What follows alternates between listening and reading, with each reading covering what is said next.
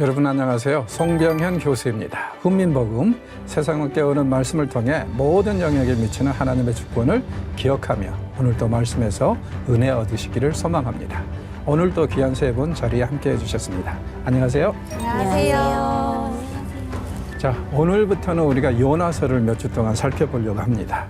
자, 요나서 하면 혹은 선지자 요나 하면은 어떤 생각이 떠오르십니까? 도망간 선지자. 아주 나쁜 놈이거든요.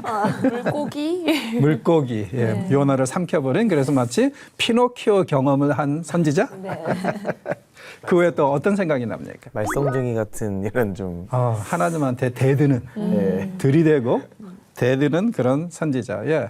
아마 대체적으로 우리 생각에는 요나 혹은 요나서 하면은 상당히 좀 부정적인 뉘앙스를 많이 가지고 있는 게 사실인 것 같아요. 그런데 그런 생각 해보셨어요? 우리는 요나서를 통해서, 그리고 비록 요나가 상당히 좀 어떻게 보면은 심지어는 어떤 사람들은 뭐라고 그러냐면 아주 악한 선지자라고 그래요. 그렇게까지 강하게 얘기하지만은 그래도 이 사람이 있었고 또 요나서가 있었기 때문에 하나님이 이스라엘 사람들, 자기 백성들만 그렇게 사랑하시는 것이 아니라 이방인들에게도 얼마나 큰 관심을 갖고 계시고 그들을 사랑하셨는지를 비로소 우리가 알 수 있잖아요. 네. 그렇죠? 자, 그런 면에서 사실은 요나서는 우리에게, 특히 이방인인 우리에게는 굉장히 큰 위로와 그리고 소망을 주는 것 같습니다. 또한요, 예수님이 이 땅에 오셔서 갑자기 이방인들을 구원하시기로 하나님이 작정하신 것이 아니라 사실은 이것은 태초 때부터 오래전에 하나님이 계획하신 일이고, 그리고 이제 이 아브라함과 그의 후손을 통해서 이 이방인들에게 복음도 주시고 은혜도 주신 그런 은혜의 하나님이라는 것을 비로소 요나서를 통해서 한 번 더 확신할 수 있는 것 같아요. 네. 왜? 요나서가 질문으로 끝나죠? 네. 네. 어떤 질문이었죠? 네가 하물며 이런 뭐 전혀 수고하지 않은 밭과 나무 열매에 대해서 그렇게 속상해하는데 그러면은 내가 살아있는 이 니느웨 사람들에게 관심이 없겠느냐? 그 수사학적인 질문으로 딱 끝나잖아요. 저는 이게 굉장히 예술적인 엔딩이라고 생각해요. 답은 너희들이 써가라 이거예요. 열린 결말로. 열린 것만. 근데 분명히 이 답에는 정답이 있어요. 우리가 쓰더라도 어떤 답이 정답이죠? 내가 너를 사랑하는데 그 이방인이하고 사랑하지 않을 수 있겠느냐. 사랑을. 하나님은 반드시 이방인도 사랑하신다는 것을 그게 모범답안이잖아요. 거기에 대해서 이방인은 덜 사랑하시고 조금 한 20% 사랑하시고 이런 식으로 나와도 오답이고 맞아요. 이스라엘 사람들보다 훨씬 덜 사랑한다는 그런 답이 나와도 그건 오답이거든요. 네. 그러니까 이 요나서는 그런 면에서 우리 특별히 이방인 성도들에게는 굉장히 큰 위로와 확신, 그리고 하나님의 사랑은 태초 때부터 우리를 향한 사랑은 변하지 않았다는 것. 다만 때가 이름에 그 이전에는 우리를 구원하실 때가 아니었기 때문에 남겨두셨지만은 예수 그리스도를 통해서 때가 이름에 드디어 우리를 구원하셨다는. 그러니까 여러분, 요나서는 우리의 구원이 우연히 된 일이 아니라 혹은 하나님의 갑자기 임프로바이즈한 일이 아니라 오래전부터 계획하신 일이라는 것을 가장 확실하게 보여주는 구약 책 중에 하나라고 생각하시면 돼요. 너무 마음이 좀 뜨거워진다고 할까. 나는 이미 하나님이 예정하신 사랑을 주기로 예정하신 사람이었다 하는 마음에 뿌듯해진다고 그래야 되나? 이럴 때 적절한 노래가 그거였죠. 손 딱 내밀고 당신은 사랑받기 위해 태어나서. 그죠? 예. 하여튼 그런 이제 뜨거운 마음, 네. 따뜻한 마음, 하나님의 그 이 은혜를 묵상하면서 이 책을 시작하면은 참 좋을 것 같습니다. 그래서 요나서의 메시지가 비록 선지자 자체는 굉장히 좀 이상한 사람이었지만 그러나 요나서를 통해서 하나님의 그 이 애틋한 그 심정을 우리가 이해할 수 있다면 그렇다면 정말 우리는 요나서를 제대로 읽었다 이렇게 얘기할 수 있을 것 같아요. 선지자 요나에 대해서 뭐 간단하게 정리하고 넘어가죠. 북왕국 가드헤벨 출신이라고 성경은 기록하고 있습니다. 열왕기하 14장 25절에 보면은 이런 말씀이 나와요. 이스라엘 하나님의 여호와께서 그의 종 가드헤벨 아미떼의 아들 선지자 요나를 통해서 하신 말씀과 같이 여로보암이 이스라엘 영토를 회복하되 하맛 오기에서부터 아라바 바다까지 했더라. 이게 요나서를 벗어나서 우리가 요나를 접하는 유일한 말씀입니다. 그리고 이제 이 열왕기하는 우리가 잘 알다시피 역사서죠. 그래서 거기에 기록된 이제 내용. 그런데 이 사람이 예언을 했으니까 분명히 선지자 맞죠? 네. 그런데 이 사람이 정확히 어떤 사역을 했는지 우리는 디테일은 몰라요. 그 부분에 대해서 이제 요나서가 기록을 하고 있다. 우리는 이렇게 생각을 하는데, 자, 요나서도 굉장히 좀 특이해요. 첫째, 굉장히 짧은 책이죠. 네. 48절로 구성이 되어 있어요. 그런데 다른 선지서하고 굉장히 좀 다른 게 한 가지 있습니다. 뭘까요? 스토리? 스토리 약간 뭐 동화책 하나 읽는 느낌? 그렇죠. 네. 예, 그런 면도 있고. 근데 이제 이 스토리를 읽다 보면은 이게 하나님하고 요나의 관계에 관한 이야기지. 사실은 이게 분명히 선지서라고 그러는데 예언은 안 나와요. 그죠? 예언은 사실은 고작 한 이 2분의 1절에 반절에 요약이 되어 있어요. 네. 니느웨에 드디어 가가지고 마지못해서 얼레꼴라리 40일 후에 너희들 망한다. 끝. 그 한마디로 요약이 되어 있어요. 그러니까 선지서 하면 하나님이 그 선지자들을 통해서 회개하라, 뭐 어떻게 하라 이런 이제 지시들이 굉장히 많이 나오는데 주의 백성들을 향한 신탁도 아니고 더 나아가서 이방인들에게 지금 하시는 선포인데 그나마 메시지는 우리가 요나가 더 전하는 예언이라고 할 수 있는 것은 고작 48절 중에서 반절의 요약이 돼 있다. 굉장히 좀 특이하죠. 예. 나머지는 계속 하나님하고 선지자가 옥신각신 싸우는 이야기예요. 여러분 이 부분에 대해서 어떻게 생각하세요? 약간 인간적이다. 되게 인간적이다. 이거는 뭐 엄청 뭐 깊게 생각해 보진 않았는데 옛날 생각에는 그래도 요나같이만 했으면 좋겠다 내가 이렇게 한번 시험을 당해도 하나님의 말씀에 그래도 마지막엔 순종하는 순종했을까요? 조금이나마 그러니까 마지못해라도 순종하는 신용하다가 나중에 성질 내는 걸 보면은 순종했을까? 그래도 그 반절만큼은 순종해서 뱉었으니까. 근데 그것도 우리가 생각해야 될 게 니느웨는 3일 동안 여기저기 다니면서 선포해야 되는 큰 지역이라고 그러잖아요.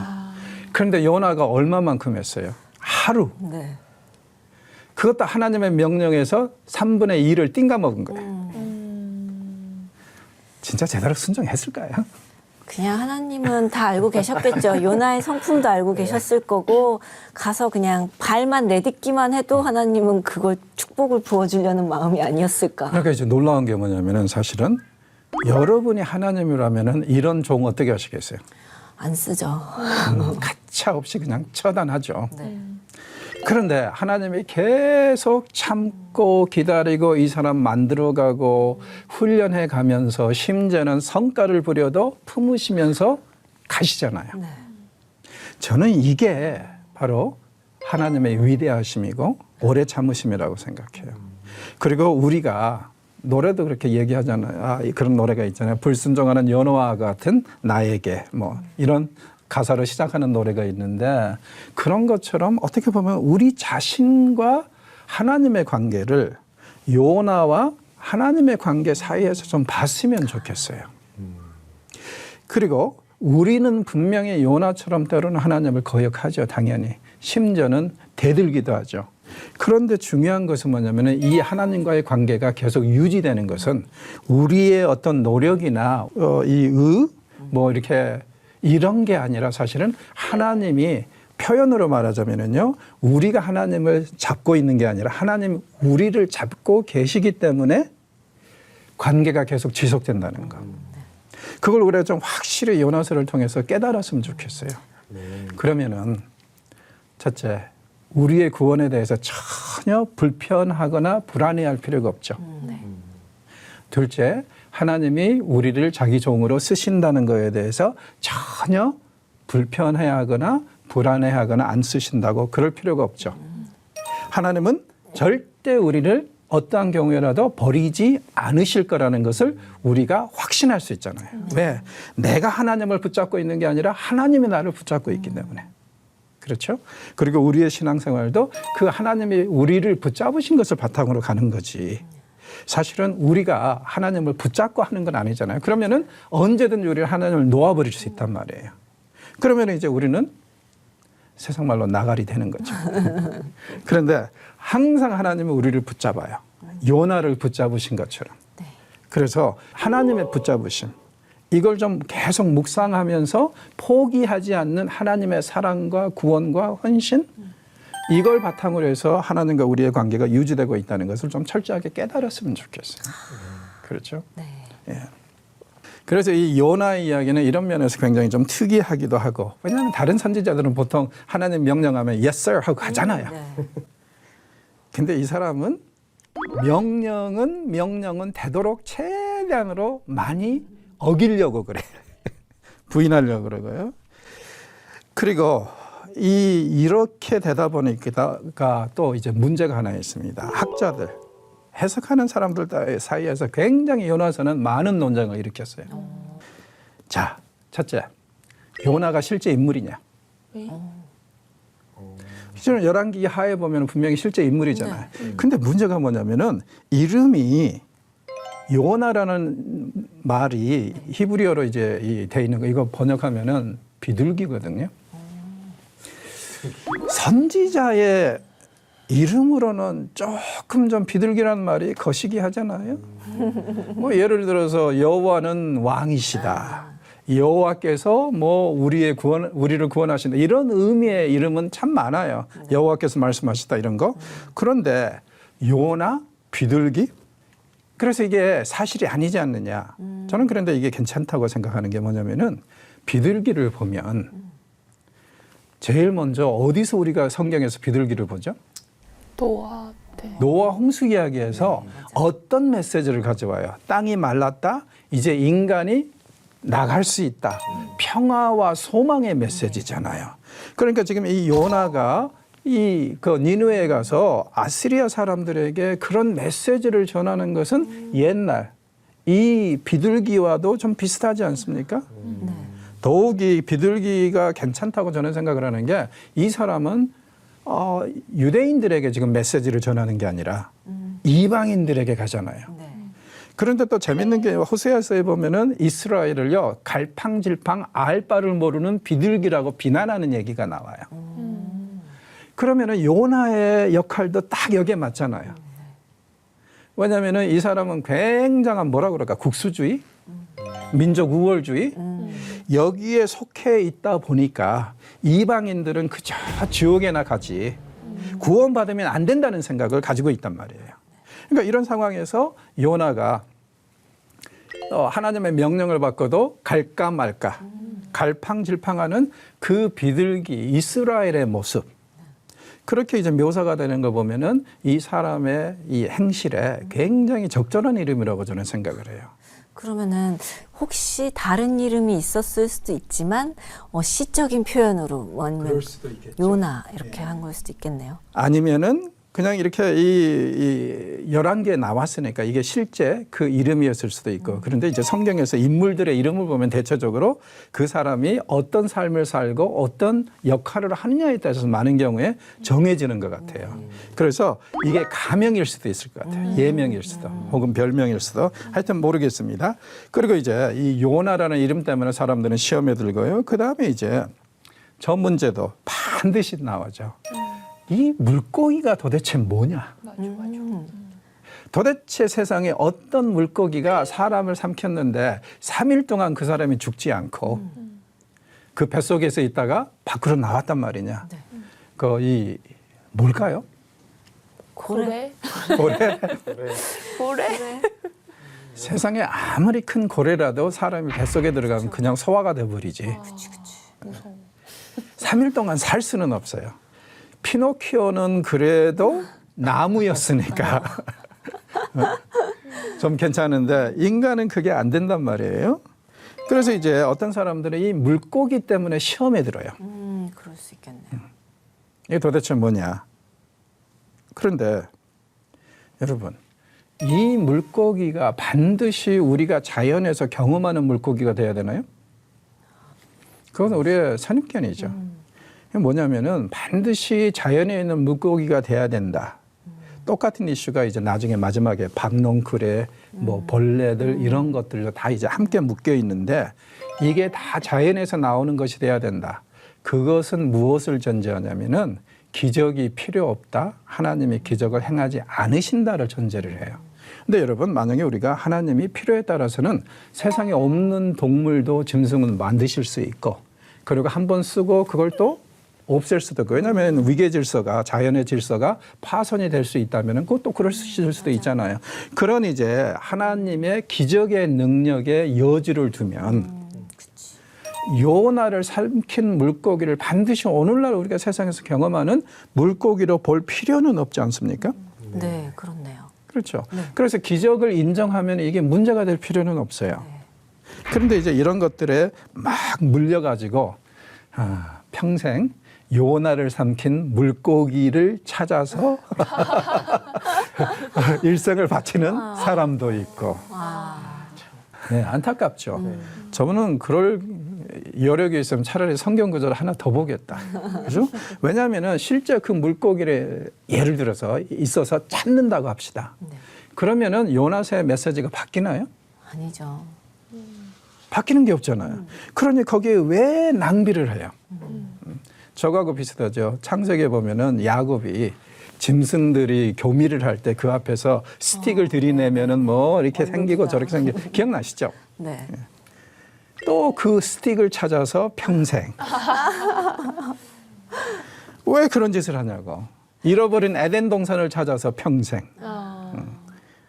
참 쓸데없는 짓들을 많이 하는 것 같아요. 그렇죠?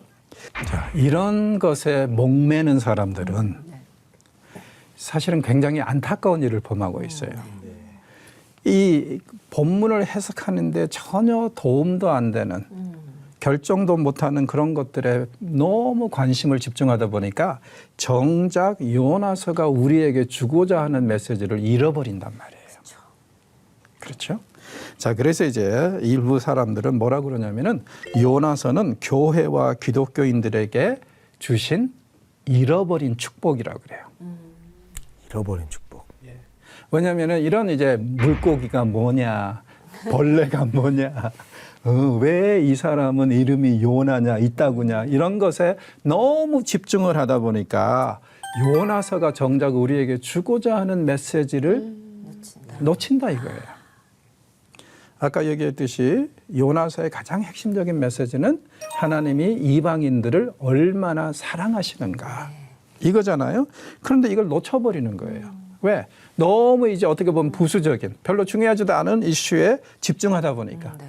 자, 이런 것을 이제 서양에서는 뭐라고 그러냐면은 아기를 목욕시키고 나서 이제 물을 버리잖아요. 근데 아기 목욕탕이 이렇게 돼 있죠. 조그맣게. 그래서 물을 버릴 때 아기를 물과 함께 버린다고 그래요.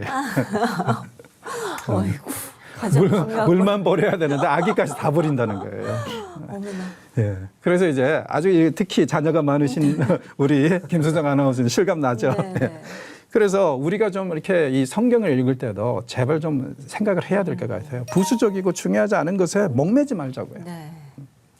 그리고 이제 장례에 대해서 또 이제 학자들이 한 가지 제안을 하는 게 뭐냐면 요나서는 그 이야기식으로 지금 풀어가고 있잖아요.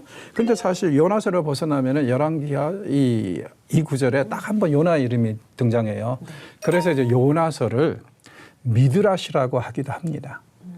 자, 미드라시가 뭐냐면은 성경이 딱 한마디를 해요. 근데 그 사람에 대해서 그 사건에 대해서 더 이상 우리가 아는 바가 없는데 그걸 바탕으로 소설을 쓰는 거예요. 상상력의 나래를 펴는 거죠.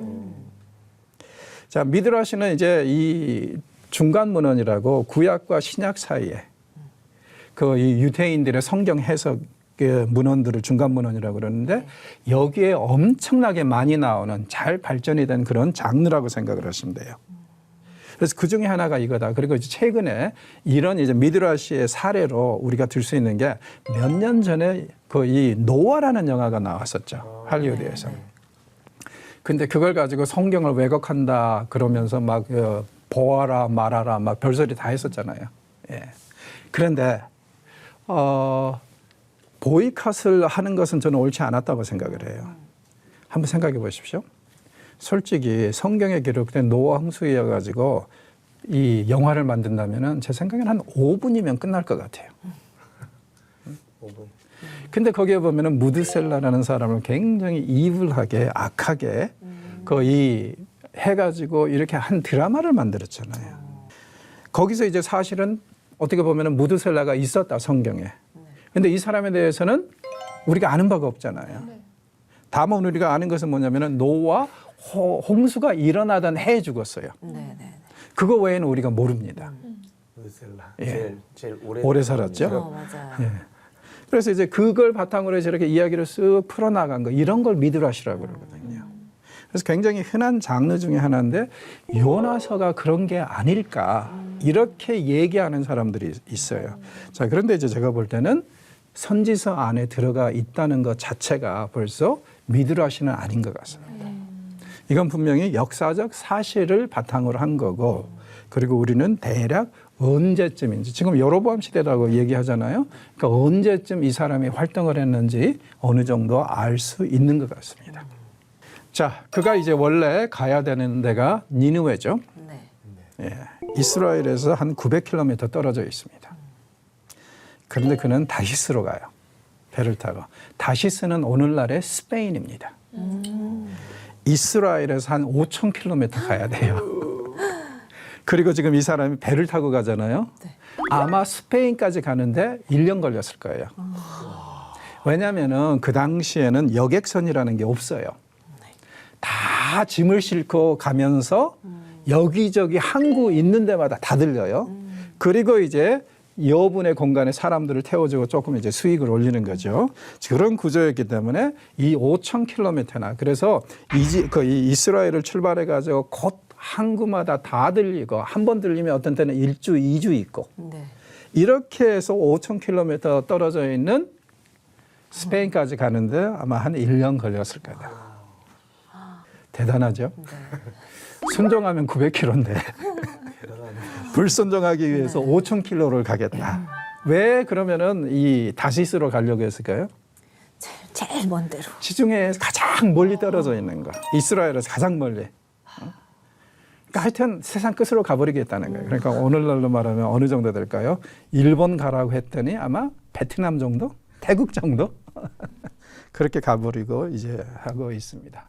자, 그래서 이 시대에 대해서는 우리가 어느 정도 이제 충분히 상상을 할 수 있을 것 같은데, 이 역사적 정황을 보면은 지금 주전 8세기에 아시리아가 굉장히 좀 위기에 처해 있습니다. 그래서 이제 이게 어느게 이제 보여지냐면은 이게 왕권이 굉장히 약화된 것이 책 안에서도 드러나요. 아시리아 왕을 니느웨의 왕이라고 하고 그러니까 한 마치 도시의 왕인 것처럼 게다가 원래 왕이 칙령을 선언하는데 여기 보니까 왕이 대신들과 함께 칙령을 내려요. 그러니까 왕권이 굉장히 약화됐다는 거. 이건 이제 역사적으로 우리가 어느 시대인지 분명히 알아요. 한 주전에 뭐 이렇게 7세기 중반 말 이 정도였을 것 같아요. 왜냐하면은 725년에 이제 망하거든요. 그러니까 이 정도쯤에 굉장히 약화됐을 때 그때 이제 이런 얘기를 하고 있습니다. 왜 요나가 거부했는지는 충분히 이해하리라고 생각을 해요. 요나가 왜 하나님을 거역하면서까지 니느웨로 가기를 싫어했냐면은 이때 이스라엘은 이 아시리아의 속국이었어요. 매년 조공을 바치면서 그렇게 살아야 했었어요. 자, 그러면은 이게 일제 강점기하고 비슷하죠. 네.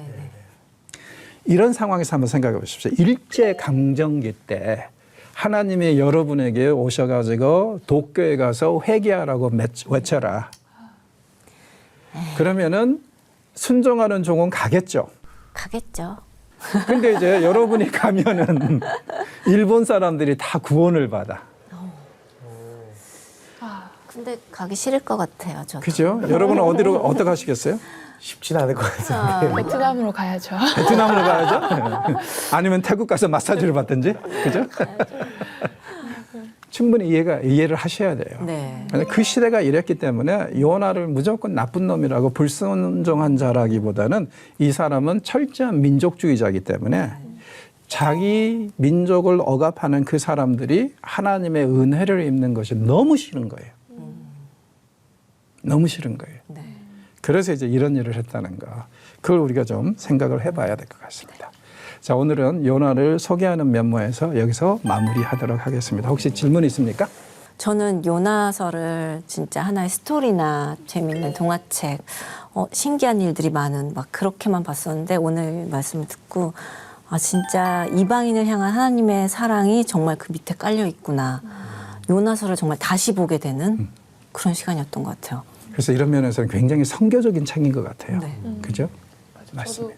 오늘 보면서 아 우리가 이방인이지 라는 자각을 하면서 하나님의 이스라엘 사랑 사람이셨군요. 맞아요. 항상 우리는 착각 속에 삽니다. 예, 그런 점들을 깨달으셨다면 잘 들으셨어요. 다음 주에 뵙도록 하겠습니다. 수고하셨습니다. 감사합니다.